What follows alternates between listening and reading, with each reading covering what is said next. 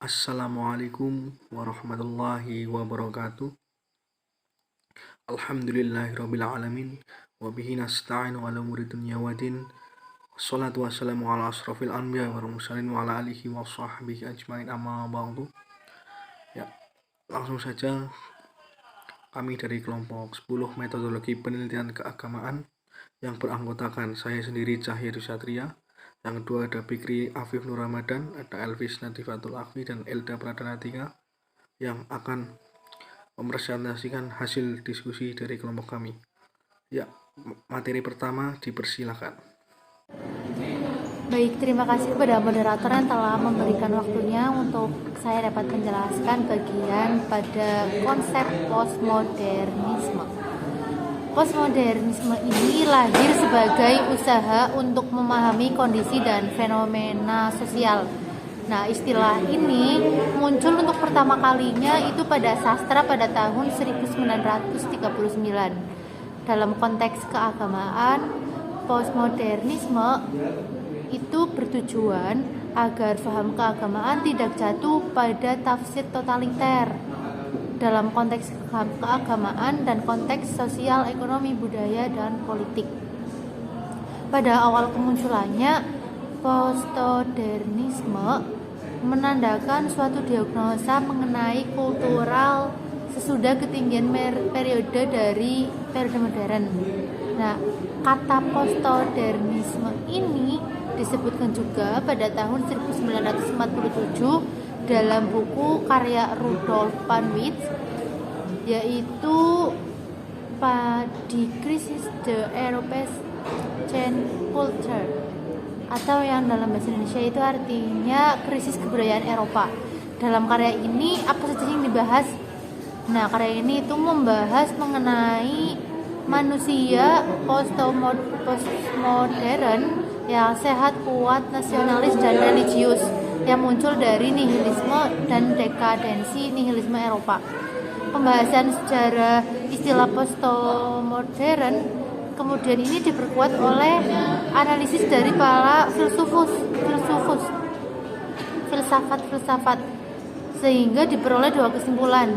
Yang pertama yaitu postmodern menjadi kata penuntun atau leitword atau konsep di mana isinya telah mempunyai batas-batas yang eksak, yaitu pluralisme interferensial. Dan yang kedua yaitu postmodernitas sesungguhnya merupakan suatu paradigma yang tidak anti-modern dan transmodern. Sejarah perkembangan postmodernisme. Term postmodernisme pertama kali dipakai pada tahun 1870-an oleh seniman Inggris John Watkins Campion. Pada tahun 1917, term ini dipakai oleh Rudolf Panwitz dengan term yang agak berbeda, yaitu post-impresionisme 1890-an dan post-industrial 1914 sampai 1922. Ini adalah permulaan penggunaan awalan post yang kemudian bermekaran di awalan 1960-an dalam literatur, pemikiran sosial, ilmu ekonomi, dan agama dengan tren post-Christianity. Postmodernisme selanjutnya itu berkembang dalam literatur dan arsitektur yang merupakan pusat perdebatan postmodernisme.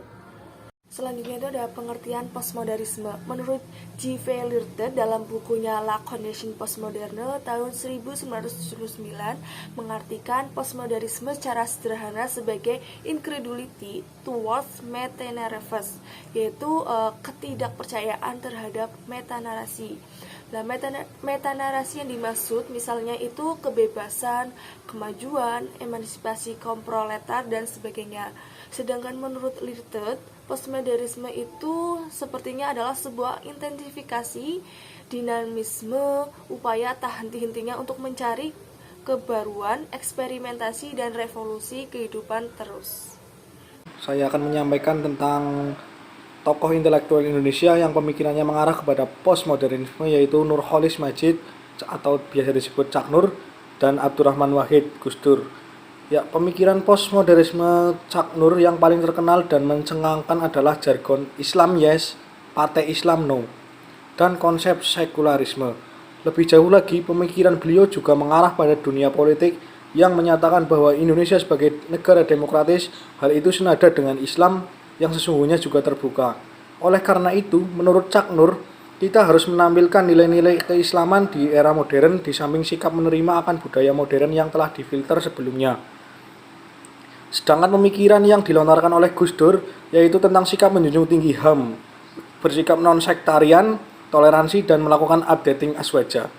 Penting diketahui bahwa pemikiran Gus Dur dan Cak Nur dinilai sebagai westernisasi bagi mereka yang terlalu fanatik dan tidak mau membuka diri akan perubahan yang semestinya dilakukan agar Islam bisa tampil menjadi agama yang mampu menjawab semua permasalahan modern sekarang ini. Maka singkat kata bahwa modernisme dan postmodernisme harus diterima secara kritis sebagai alat untuk menjembatani terjadinya out of date Islam. Karena sesungguhnya Islam adalah agama yang mau menerima perubahan selama hal itu tidak menyimpang dari keyakinan agama. Yang selanjutnya itu saya akan menjelaskan mengenai postmodernisme dalam perspektif Islam. Pemikiran pemahaman umat Islam terhadap sumber ajarannya itu sangat beragam sekali ya, multikultural. Sehingga karena pemahaman yang sangat multikultural tersebut itu dilatar belakangi oleh kondisi sosial geografis, disiplin ilmu yang dimiliki oleh para ulama dan cendekiawan. Sifat pluralitas pemikiran umat Islam inilah yang menjadi salah satu ciri dari semangat postmodernisme. Postmodernisme ini sangat menentang mengenai corak keseragaman pemikiran dalam berbagai diskursus apapun, termasuk dalam bidang pemikiran keagamaan. Jadi postmodernisme ini lebih condong kepada keberagaman. Postmodernisme juga menolak klaim kebenaran atau claim of truth dalam ilmu pengetahuan dan agama, karena sejatinya kebenaran itu tidak dapat dimonopoli oleh seseorang atau kelompok tertentu, karena sebenarnya kebenaran sejati hanya milik Tuhan atau Allah Subhanahu wa Ta'ala. Dampak dan penerapan postmodernisme pada studi Islam. Apa yang sesungguhnya dikhawatirkan agama atas bahaya postmodernisme dan apa yang diharapkan darinya? Postmodernisme satu sisi mengandung nilai-nilai negatif bagi kepentingan agama seperti keputusasaan, kepanikan, anarkisme intelektual, peniadaan atas nilai-nilai yang absolut. Implikasi paling serius atas pandangan relativitas dan devaluasi nilai-nilai adalah keyakinan keagamaan terhadap pemilik otoritas tertinggi dalam agama, yaitu Tuhan. Agama tidak lagi berhak mengklaim punya kuasa lebih terhadap sumber-sumber nilai yang dimiliki manusia seperti yang telah diformulasikan oleh para filsuf. Agama akan dipahami sebagai sama dengan persepsi manusia sendiri yang tidak mempunyai kebenaran absolut. Jika demikian, maka agama dalam pemikiran postmodern telah digambarkan dalam bentuk dan sifat yang sangat berbeda dari sebelumnya. Pada saat yang sama, ia juga mengandung nilai-nilai positif seperti keberagaman, kebebasan meneliti, dan kemungkinan untuk mengetahui dan memahami satu sama lain. Dengan menginsafi prinsip postmodern akan keberagaman makna, maka sisi-sisi kritis dari postmodern dapat dikontekstualisasikan ke dalam agama, bukan dalam pengertiannya untuk menggugat keberadaan Tuhan, melainkan untuk membantu pemahaman keagamaan. Misalnya, pemikiran Mikhail Foucault yang menunjukkan keberpihakannya terhadap wacana-wacana yang tertindas, wacana-wacana yang termarginalisasikan oleh wacana besar yang mendominasi dan mengontrol, kemudian memunculkan wacana-wacana tandingan berupa wacana-wacana kecil. Terima kasih, mungkin sekian yang dapat kelompok kami sampaikan. Bila ada tutur kata yang salah atau kurang berkenan, kelompok kami mohon maaf. Ya, wallahul muwaffiq ila aqwamit thoriq. Wassalamualaikum warahmatullahi wabarakatuh.